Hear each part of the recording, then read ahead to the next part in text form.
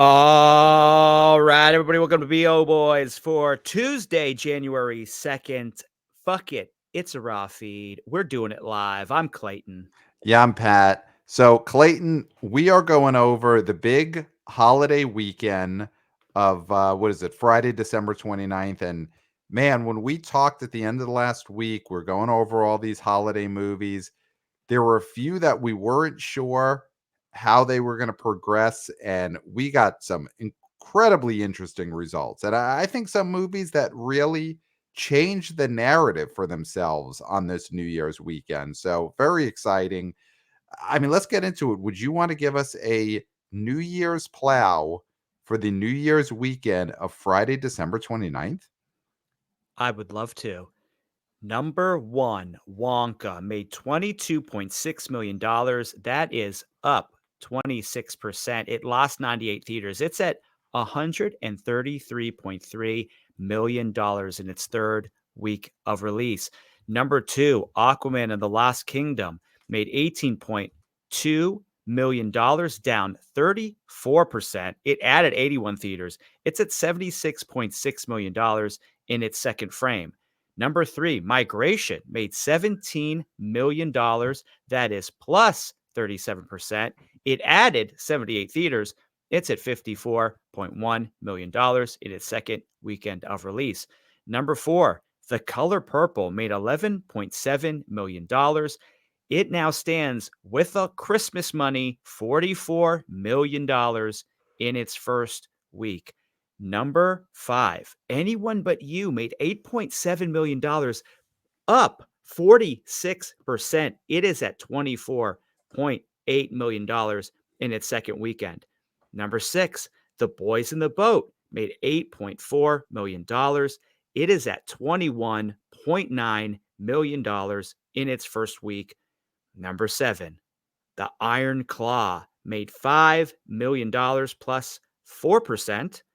No theater change. It's at $16.3 million in its second frame. Number eight, Ferrari made $4 million.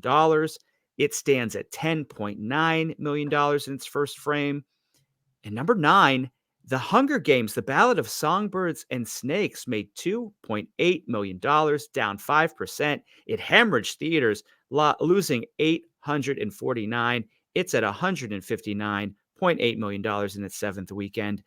And number 10, The Boy and the Heron made $2.5 million, down 10%. It lost 640 theaters. It's at $35.9 million in its fourth weekend of release. Wow, what a plow that was. Clayton, here's the movie I want to go into right off the bat.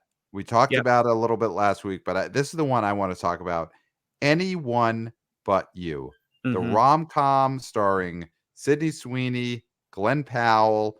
You know, last week when it opened, we didn't leave this for dead. We sort of talked about it as a sigh of relief for Sydney Sweeney and the fact that it didn't open to a million, didn't totally bomb. But look at this second weekend and look at the day by days. We're not going to call them day by days. A Hollywood insider reached out to us to say we should not use the phrase day by day when talking about the day by day results. Just say it's deep popcorn.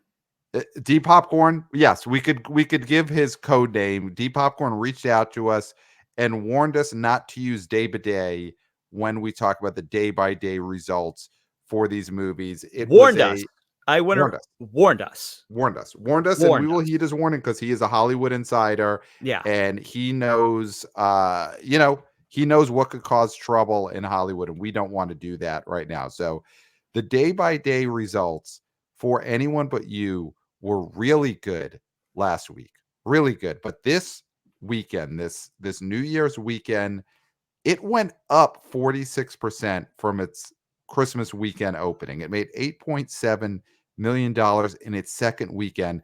And I think this does lend real credence to my original theory that the Christmas weekend is a sexless, not horny weekend. People do not want Sydney Sweeney and Glenn Powell's glistening half naked bodies thrown in their face when they're getting together with the family for Christmas. but they sure as hell wanted it after they left the family's house and as they went out into their New Year's weekend parties. They wanted those bodies on their movie screen this past weekend. Yeah, I mean, I think you said it very effectively last episode where there's no steeper incline from non-horny to horny, from Christmas to New Year's. Yes. Yeah. And those numbers, I mean, you can Mhm. say things and back them up with, "Oh, my friend did this, and I heard this, and blah, blah, blah." None of that matters unless there's numbers involved. And what Mhm. we have here is numbers, Yes. percentages, and the most important numbers of all, dollars. Yes. Yes. I mean, the Anyone But You box office increased 46% from weekend 1 to weekend 2. I bet you could map that out across sexual intercourse from Christmas weekend to New Year's weekend. I bet you there was a 46% increase in Getting it on. owning, getting it on, stupping. The stupping increased 46%. I guarantee you that translates from box office to stupping. And this is, listen, again, this is not Pretty Woman. This is not Sydney Sweeney's Pretty Woman. She's not Julia Roberts coming out of this movie. But this movie is now at $24.8 million after about, 10, 11 days at the box office. This movie's got a chance. This movie has got a chance to do, I think the third weekend is going to be really important. Let's see if they can keep this going. But we're looking at a movie now that has an honest chance of getting into 40 million plus domestic and So, maybe higher. yeah, in this movie, again, the spike in horniness, I do believe that is true. I do think you Hmm. have a great theory there. I also think that this thing, and I said this previously, had to overcome horrible marketing. Yes. Terrible, horrible marketing in order for people to bypass that and see this. I just got a text from a friend of ours, a mutual friend who we go see movies together all the time, all of us, Hmm. and texted me, and I hope it's okay. I'm sure they will find this okay. They said, "Now that I know Anyone But You is a retelling of Much Ado About Nothing, I really want to see it. Apparently, the studio asked reviewers not to mention that too much because they think Shakespeare would turn people off." What are What? if this is true, it's huge. Because what are these marketing people doing? Shakespeare has sold so many books. Do you know how many books Shakespeare has sold? Right? Yeah. Millions and millions and Millions. millions. Millions and millions and millions The of books. original airport author, William Shakespeare. No bigger IP. Yes. And they hid it. They Not hit it. only did they have terrible commercials, but they hid that this was based on a major IP. Yeah. That's wild. And you Terrible. just go back to the early 2000s, the late 90s, early 2000s, when you had your 10 Things I Hate About You, and those sly, sexy Shakespeare retellings were big at the box office. And they were big with the young people. Young people want to say that they've read Shakespeare, but they want to do it through looking at hot bodies of Sydney Sweeney and Glenn Powell. That's, they want Shakespeare through crib notes and through hot bodied movie stars. And And and Pat, what so is yeah. what is the cycle of nostalgia? We've seen this, right? Mm, In the 70s, they loved the 50s. In the 90s, they loved the 70s, right. right? 20 years ago, we were getting these Shakespeare retellings. Mm-hmm. Mm-hmm. And now it's 20 years and people are into it again. So why don't you lead into that? Yeah. That was boneheaded. Yeah. Everybody in that marketing team should be fired. Wow. Wow. Well, they've overcome, it seems, the bad pre-release marketing, and the word has gotten out that hey, it's about Shakespeare. Hey, the movie isn't bad, even though those commercials and those trailers were bad. People seem to be liking this, and the day by days were increasing throughout the week. As the days went on, this was moving up the charts last week. I mean, this Anyone But You is just, I think has a chance to be a real big achievement for its two stars. It went from being something that could have kind of ended their careers, or not ended them, but really hurt their careers, Then it opened and it was a sigh of relief. And now this movie has a chance to be a true victory for the stars. I'm looking at No Hard Feelings. That came out in June of this past year. Jennifer Lawrence. It's the biggest movie on Netflix now. And at the box office, after its second weekend release, that movie was at $29 million. So after its second weekend of release, anyone but use at 24.8, but off of a much, much smaller opening weekend. Now, obviously, this has Mhm. been playing during the holiday, every day is a weekend week, but next weekend, Night Swimming is the horror movie coming out. Obviously, Night that's going to Swim. play Night Swim. I'm thinking of the REM song, of course. But Night Swim horror movie will go after the young people. I think Anyone But You is still going to have a good third weekend, and if that happens, this is a movie that has a chance to do pretty well. Wow, I mean, obviously, we will be talking about this movie and tracking this story, Yeah. but Yes, it we will. is I mean, listen, I thought this thing was dead. I thought it was Mhm. Armageddon time for this thing, and man, I was anything but right Yes. about Yes. So Anyone But You. another movie in this top 10 that I want to touch on quickly that I think is doing better than expected, The Boys in the Boat. Again, a Mm, film that we saw with our father-in-law, my actual mhm, father-in-law, your sort of adopted father-in-law. yeah. He was so excited to see this movie. And in that way, like we said in the last episode, of he didn't outright say, "Hey, I want to go see this," because he's a real man and he would never just say that he wants something, He but we wouldn't could want tell. yeah, he does yeah, wanting is not very masculine. But we knew, we went to see this, and I think there's a lot of other father-in-laws out there who went to go see this movie this past week because it made $8.4 million in its I guess first real weekend, opening weekend, though it had been playing for 5 days at that point. And it came in number 6. This movie came in ahead of Ferrari, and listen, this is not a barn burner, but I think this probably the best business that a George Clooney movie has done in a while. This is his biggest victory in terms of actually making something that people want to see. Yeah, I think Monuments Men was probably his biggest grossing, I presume. But this movie, older audiences are loving, as Mhm. we saw firsthand.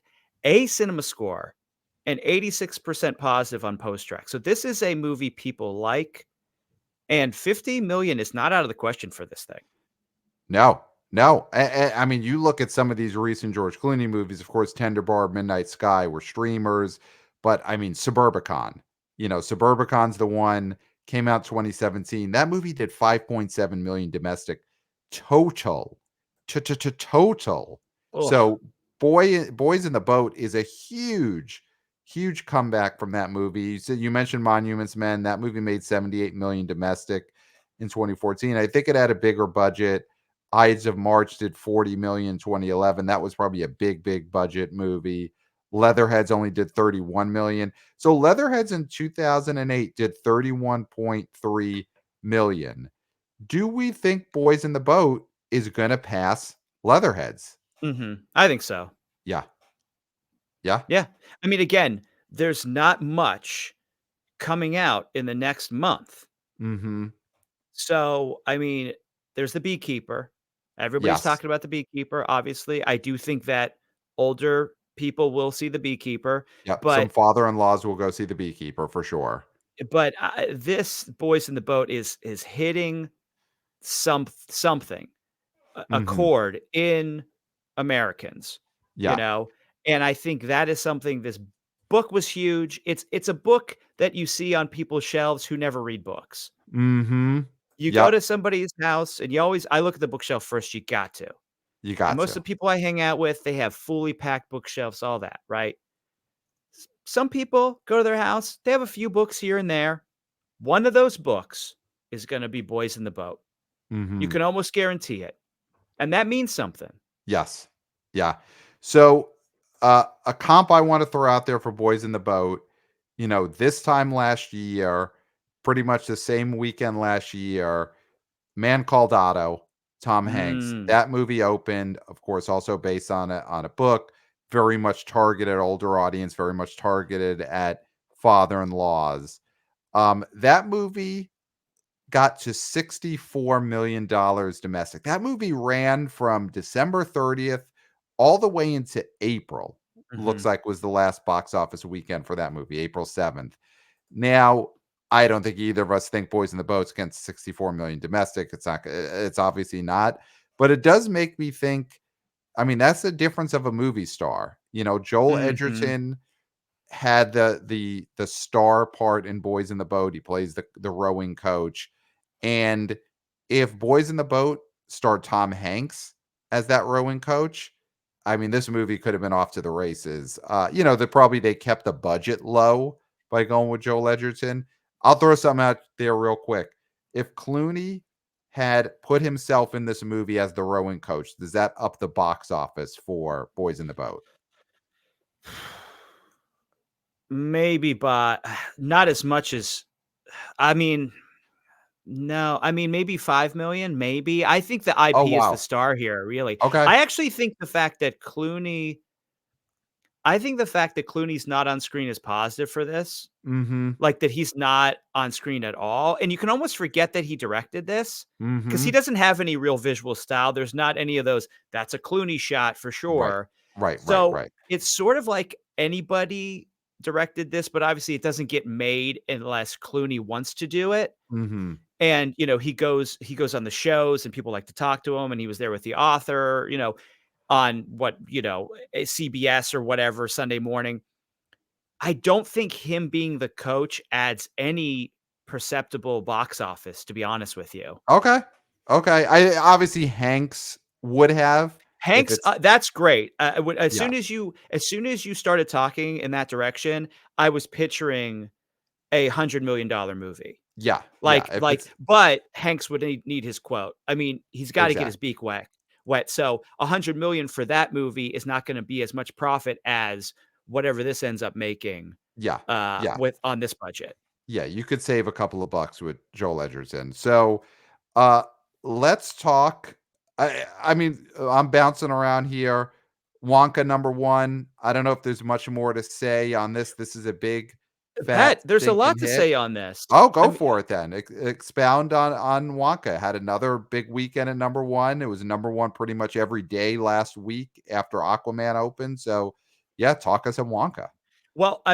at this point in 2019, Jumanji: The Next Level had grossed 175.4, Mm-hmm. right? So I know Wonka's at 134.9 after 17 days, and it's projected to 142.7 after the new year, right? So if it has the same sort of legs, this thing's gonna make like 250, Wow. which 250 is domestic. I mean, we usually don't talk international, but this is also a worldwide hit too.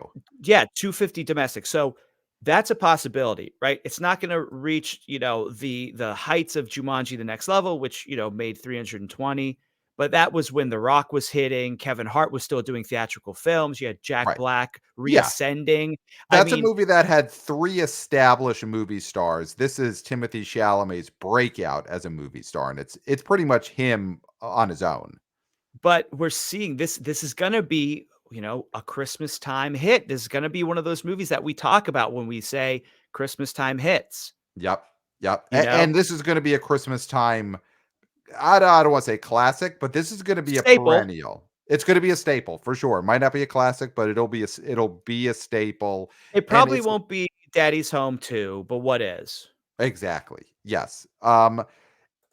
This is just a big hit. I'm looking at it compared to Charlie and the Chocolate Factory, the 2005 Burt and Johnny Depp Wonka movie, and that movie was at 148 after 3 weekends, and Wonka is now at 133 domestic after 3 weekends, and I think this Wonka movie is gonna end up higher than the Charlie and the Chocolate Factory movie because Okay. that Charlie and the Chocolate Factory movie opened to 56. It just opened gigantic. And then, the legs were fine, Mhm. but the legs on this Wonka movie are great, and I feel like people like this movie a lot more. Yeah. So I think this is going to be a bigger hit than the Tim Burton Charlie and the Chocolate Factory. I agree. I mean, I think the movie that we don't have to talk about a lot is Aquaman and the Lost Kingdom Okay. because talk about dead horses, superhero movies, dead horse. I mean, this thing went down 34%. It's probably going to end up doing better than The Flash, but that is not great shakes. It's going to probably do better than the Marvels. But I mean, we are seeing it and we mentioned it, and I'm sick of talking about it, but this superhero thing is over and everybody's just going to have to get used to it. It is. I totally agree on all that. Uh-oh, I here it mean, comes, here no, it no, comes. no, no.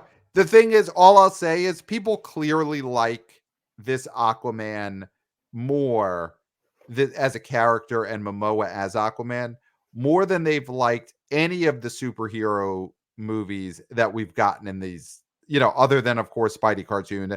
The, he is a more liked character, and of course this is playing during the Christmas week, huh? I get that, but Flash, Shazam, the Marvels, Ant-Man, Quantumania.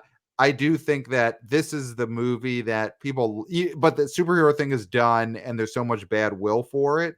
But this movie feels like it was also hurt by a year of terrible bad will from all those other bombs. You Okay, don't think but so? but but Pat, it's like what you're saying is like saying, "I'd prefer a paper cut on my fingertip than on my eyeball." It's still a paper cut. It's over. It's over. So, like, yes, they like this more, and it's a but here's the thing, if they really, really love this thing, it would like Guardians did really well because people discovered that it is a fun, good movie. Whatever you wanna say about this, it didn't have anything extra to make people wanna see No, it. Right? totally. So, we have to stop even mildly defending these things, right? Because I there are things that are gonna come in and replace superhero movies. Stop holding so tightly to MCU, to Pixar. Please be a person who can evolve. Be a I, person who can understand that the pop culture moves and it may move away from what you like, but it will still persist and there will be hit movies after the things that you loved are dead. Please, please don't be one of those people, Pat, I that am not one holds of those. on to the corpse of an I, I, IP I am not that holding onto a corpse. This is not box office necrophilia so here. That is stop not what I'm. defending it even mildly. I, Stop it. I Stop it. Stop it. it's the mildest of defenses. I don't want People to like hear it. Aquaman, Jason Momoa more than they like Captain Marvel, Ant-Man, Shazam, Blue Beetle. That's all I'm saying. I am not holding onto a corpse. I am not doing box office necrophilia. I get that these superhero movies, aside from the marquee characters, Joker, Batman, Iron Man if Spidey. he comes back, Spidey, of course, these superhero movies are dead. I do think, and listen, we'll have him on again soon because he's one of our favorite guests, Scott Mendelson. I guarantee if Scott Mendelson was in this seat right now, or in this his seat, the third seat, he would also agree. People like Jason Momoa's Aquaman more than they like these last years of bomb after bomb superhero movies. And this movie did suffer from the backlash to all of those movies. I do believe that. I do believe that. Let's talk migration. Let's talk migration. Sure. Let's Plus let's talk about it. 37%, Mhm. $17 million. Mhm. Sitting at 54. Again, rats need their cheese. And these Yes. cheese just happen to be birds. Yes. Um I got a message from a wannabe girl, and she talked about she actually had an exchange with her sister. Now her sister is not a listener yet, Yet.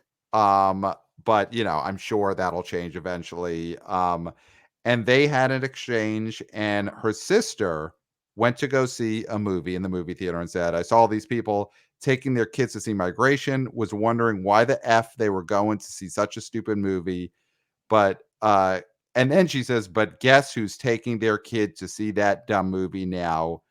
And it's 'cause it's the only kids movie out." So that is what the sister said. And then, of course, our listener, our wannabe old girl, responded to her sister saying, "The rats need their cheese." And also, "And I already took name redacted." She named her own daughter. "I already took name redacted obs." So that was an exchange that a Mhm. wannabe old girl sent me. So basically, a mother took her child to see Migration because there wasn't any other kids movies out there, and our listener had also taken her daughter to see Migration for the same reason. And she used the catchphrase, "The rats need their cheese," which I love to see our catchphrases and uh, our quotes being Turns of used, phrase. turns of phrase being used in real life. So, I mean, there that kind of says it all. It's the only movie out there, and Wonka. I mean, I think those are the two. And But animated. It's the only animated one yes, out there. I mean, other than The Boy and the Heron, which is I mean that's again, we won't get into that, but that's more for adults than it is for kids. yeah, yeah, and I think Wonka plays a little older Mhm. than Migration.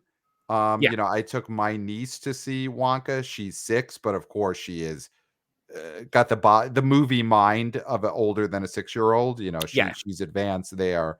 But for a little kid, Migration is just what you got to see, and, Mhm. and you just got to deal with it. It's Um, flashing colors moving fast. yeah, and so it's doing well. It's not going to do Puss in Boots: Last Wish. That is not happening here. It's not doing Sing 2, but as an original animated movie, it's kind of doing well for what those movies could do at this point. And I think that's the big story we've seen in animation the last few years since the pandemic is that the non-sequels is the ceiling is lower, it seems, than it used to be.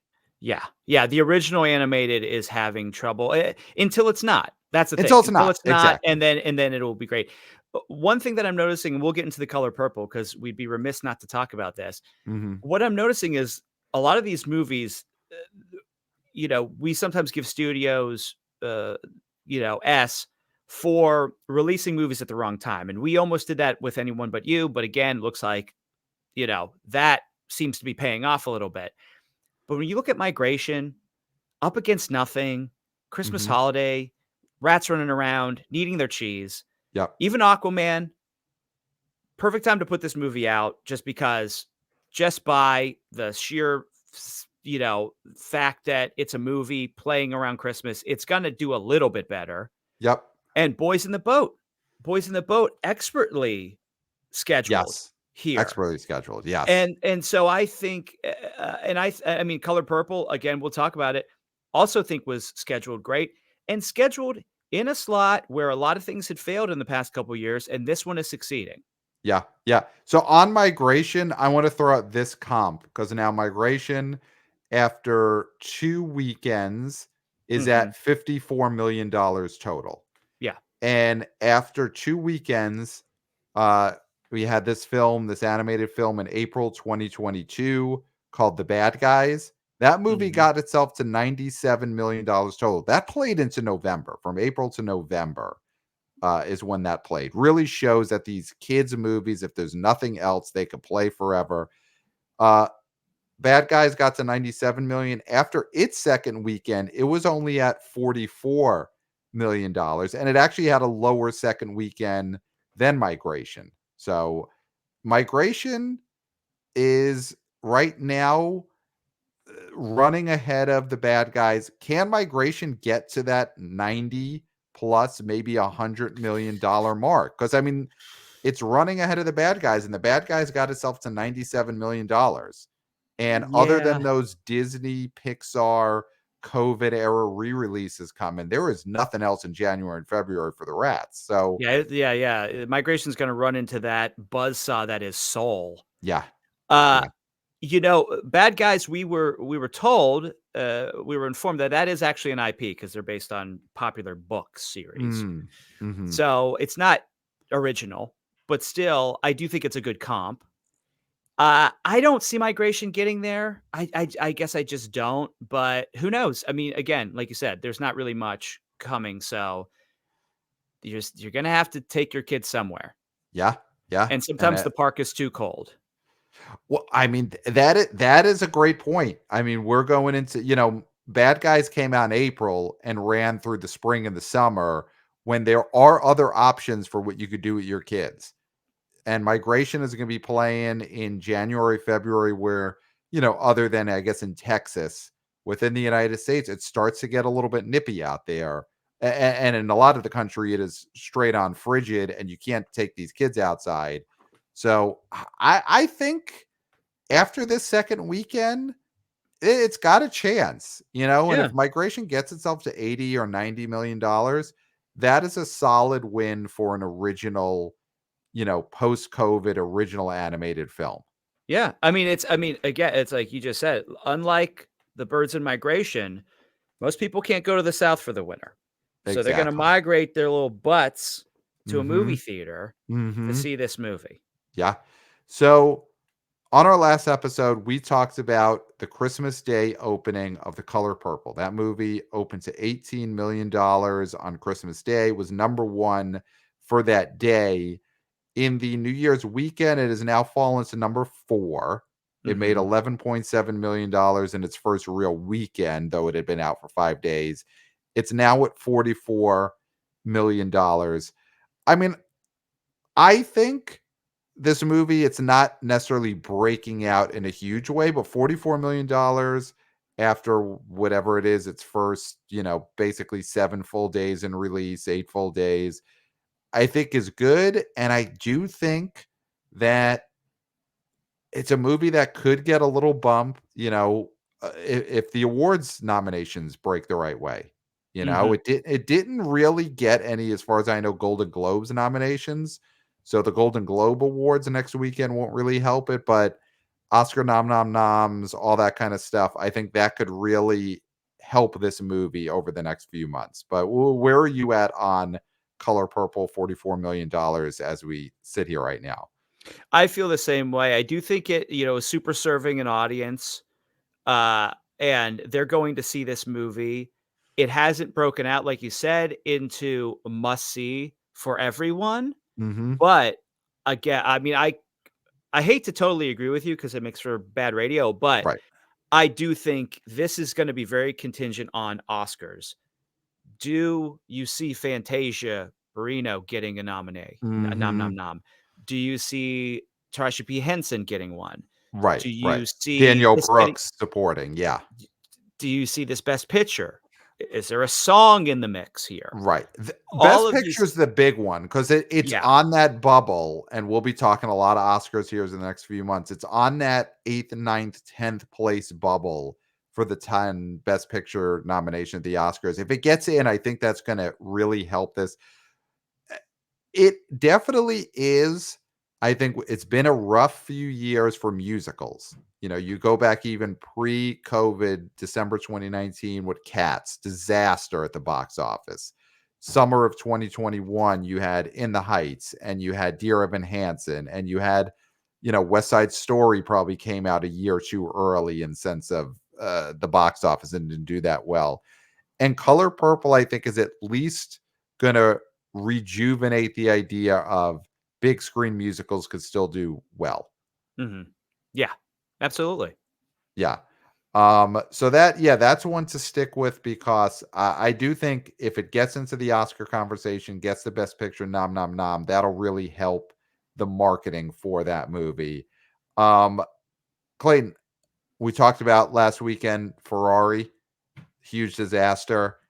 Second weekend, no better. I mean, or Mhm. I guess first full weekend. It opened on Christmas Day, and this thing is a disaster. It's at $10.9 million after 10 days in release. That is just a nightmare number for that movie. I mean, it's only in 2,386 theaters. I mean, how's it supposed to compete with something like Wonka that's in 4,000 theaters or, Right. Aquaman, which is in 3,700? I mean, it just can't compete. And Yeah. especially, you know what's eating his lunch? The Boys in the Boat, Mhm. because I Mhm. feel like Boys in the Boat is the first choice, and we mentioned this earlier, the first choice for father-in-laws. And if 100%. Boys in the Boat hadn't been released this weekend, Ferrari would probably be in that slot. Now, would it be Yes. doing the same business as Boys in the Boat? I don't think so, Not even but it close. would be No. doing better business. Yeah. Uh, I mean, that was exactly what happened this past holiday week for me. Yeah. My father-in-law, your adopted father-in-law, his first choice was Boys in the Boat. We went to go see that Christmas night. We saw that Mhm. film. His second choice was Ferrari. And later in the week, we did indeed go to see Ferrari together. Myself, Mhm. my wife, my father-in-law. I was too sleepy. You were too sleepy. You couldn't make it out for that. But that is a situation in which there's a great son-in-law who takes the father-in-law to see 2 movies over the holiday week. That is rare. That is very rare. I Is am that a knock on me? No, that is not a knock on you. That is a knock on most son-in-laws who Okay. are not at my level where going to see 2 movies over a holiday with their father-in-law. I saw 2.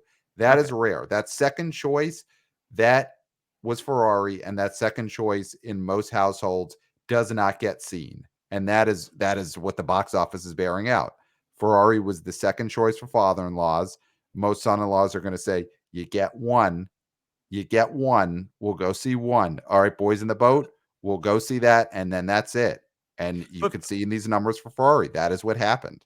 and Pat, I'm gonna say it could be 3rd. It could be 3rd choice for father-in-laws because there are father-in-laws of different ages, Mhm, all shapes and sizes, but ages is what we're talking about right now. mhm. And Iron Claw, Yes, I mean, that's what not a happened, 100%. I think it's Boys in the Boat, then Iron Claw, then Ferrari for some age groups, or it's Iron Claw first for Yeah. some age groups, right? So I do think that this little movie that could, and we think it will, is also cutting into Ferrari. Yes.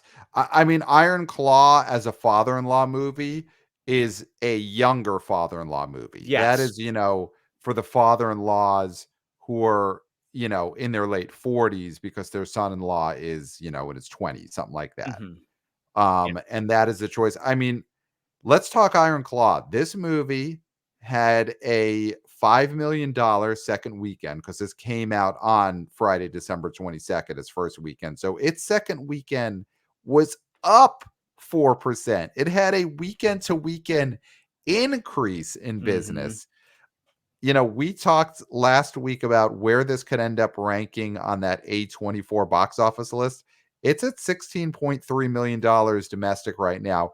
I think this is going to end up pretty high amongst A24 movies. This is a full-on breakout, I think, for this movie. It's going to end up past Priscilla, end up past Lives, Green Knight.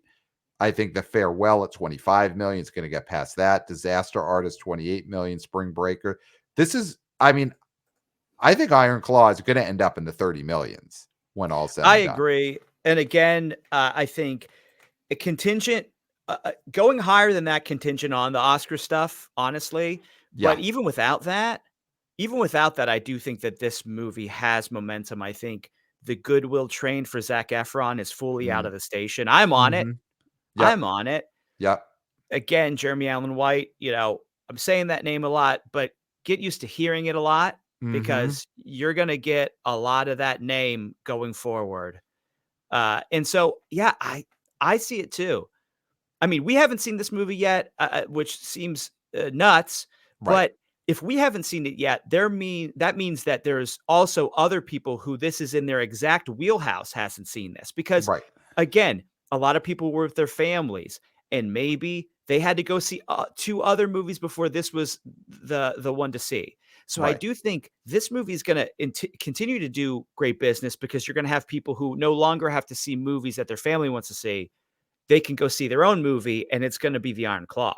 Yeah. I think Iron Claw and Anyone But You, now that people are away from their families, could really become okay. It's people going on dates, it's people going to see movies with their friends again. And I think those 2 movies could benefit. But Iron Claw, it's got great reviews. I mean, there is now that last minute Oscar buzz for Zac Efron. Could he sneak into the fifth slot for Best Actor? I think it's a possibility. I think Mhm. if I'm handicapping it, he's running seventh or eighth, no worse than that for Best Actor. Mhm. And if he gets that nom nom nom, this is a movie that I think is going to play into the spring as an Yeah. art house movie that has clearly crossed over to some degree into the mainstream. Mhm. So I think this, we talked about it months ago, and I predicted, I think you did too, where Iron Claw is going to end up being the biggest box office hit of the art house Oscar movies. And Mhm. I think that's going to happen. This is going to be bigger than Poor Things. It's going to be bigger than The Holdovers. I mean, obviously the Holdovers got screwed with the PVOD strategy Yeah. and stalled out at 18 million. That should have just expanded wide at second week and not been on PVOD for months. But Iron Claw A24 usually lets movies play for a long time. We saw that with Everything Everywhere last year. And I think Iron Claw is going to be their big Oscar movie that breaks out. Yeah, because you're seeing Poor Things down here at 12 plus 6%. It's only in 800 theaters, 10.2 million. So I mean, it's kind of stalled out, Yep. and then really quick, and I know we got to go, but very interestingly, number 13, Trolls Band Together, Mhm. up 10%, made 1.9. It's at 97.5. Eh, I think Universal's trying to push this thing over 100. they gotta do it. It's in 1,500 theaters. Uh, there was, of course, there's always that trick when drive-ins are a possibility of pairing a movie with a popular movie Mhm. at the drive-in and getting those ticket numbers to count for both. And you can't really, I guess there's still parts of the country, right, where there's drive-ins. And again, down south in Texas, their drive-ins are probably open. So maybe Mhm. Universal pairs Trolls Band Together with Migration Mhm. at drive-ins to get it over the hump of 100 million. But yeah, Universal's got to get Trolls Band Together to 100 million. It's just figure it out. They got to figure out how to hit that number. And then number 14, Wish, plus 20%. It's at 60. Pat, do you wanna defend this turd too? I don't Are want to you in that good of defend that good I of a don't want mood? to defend the Wish turd. $60 million original Disney movie. Obviously, this should have done a lot more. It should have done a lot more. It's not going to do migration numbers. Yeah. Migration is going to blow Wish out of the water. So it was a bad year for Disney. That's for Okay. sure. There we go. I was testing you. If you were gonna say something, I don't know, 20%. Eh. I'm not. Listen again. Don't accuse me of hugging a corpse. Okay. I don't accuse me of that. All right. That's a bold accusation. Anything else in this box office? Obviously, Hunger Games doing well. 159. That's a hit. Boy and the Heron make it 35.6 35 million. It's probably going to end up at around 40 million domestic. I mean, that is a success. That is a success, especially when a movie like that, it made all its money overseas already. So this is all just gravy here in the Mhm. States. Yeah, I mean, I think that's all we really need to get into. Obviously, on our next episode, we'll be talking about Night Swim. Again, not Mhm. Night Swimming, the REM song. We're talking about Night Swim, the horror movie opening up. So we'll do that preview on our next episode. And listen, if you somehow missed it in your feed, we put out a bonus episode just a few hours before this. It is the best of Kirk Minahan on the BO Boys. So if somehow that got pushed down in your feed when this episode came up and you haven't listened to it, it's a must listen. Our first ever clip show, and it really takes you through the second half of the year through the appearances of Kirk Minahan on the BO Boys. So gotta listen to that. Mhm. And of course, we're YouTubers, so watch this show on YouTube. Subscribe if you haven't already. Smash that like button. We haven't told people to do in a while, but Clayton, what is it they should ring on YouTube? Ring that bell. Yeah, gotta ring that bell. So you got full episodes there. You got clips from the show. You got web exclusives, a lot of content on the YouTube channel. Of course, follow us on social media at the BO Boys Pod. Wanna BO senior intern Christopher killing it with the clips on Twitter X, on TikTok. He also does the clips for the YouTube channel. So follow us on social media at the BO Boys Pod. Read our Substack, subscribe to our Substack. Our Substack is back thanks to Wanna BO junior intern Jack. He's writing articles there 2 to 3 times a week. He does preview weekend episode articles. He does results articles. He also does just articles about the box office history of movies he finds interesting. And he just put up an article a few days ago holding himself accountable for some box office predictions he made a year ago and how they panned out. So subscribe to our Substack. Thank you, Wannabe Junior Intern Jack, for bringing that back.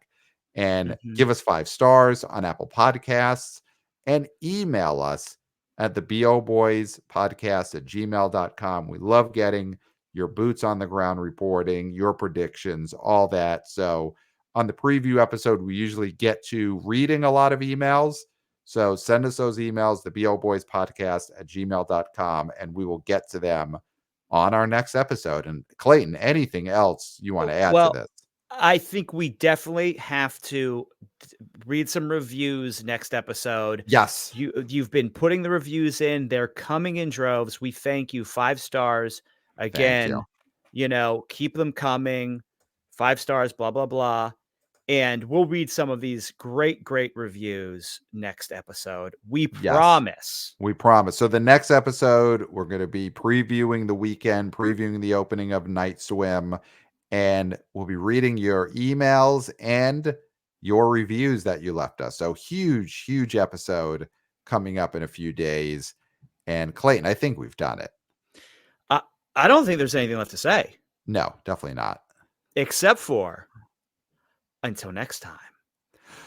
We'll We'll smell smell you you at at the the box box office. office. Nailed Nailed it. it.